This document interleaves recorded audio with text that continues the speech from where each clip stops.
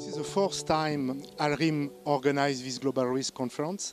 The objective of our association in organizing it is, in fact, to broaden the reach of the association.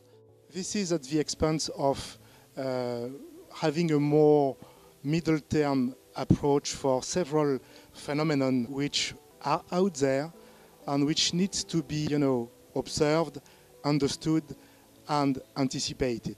So all the major risks which have been identified by the World Economic Forum will also risks that they can impact the Luxembourg economy, the society and all the country. But I think some special risks for Luxembourg or some vulnerabilities are of course the fact that we have to think about a more inclusive growth.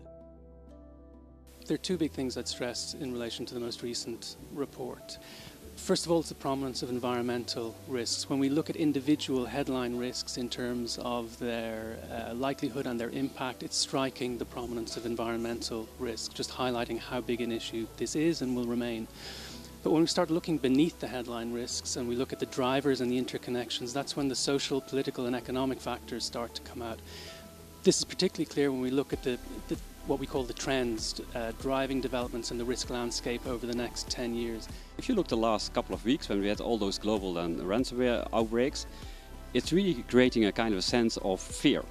And of course, if people are getting feared, they will be using less technology, using less than the internet, and of course will buy less on the internet. I really think that cyber risk will impact our economy. Some of the risks facing the Luxembourg Fund Center that we're currently working on are liquidity risk and, not surprisingly, cyber risk. But one of the key risks that our industry faces is the risk of technology and the digital growth of technology. This is something that is in respect of how we run our businesses, but also how we interact with investors.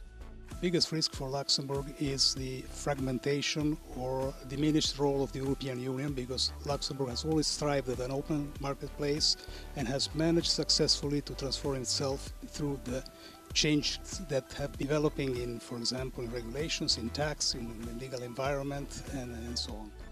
Clearly, the European Union is the market for Luxembourg.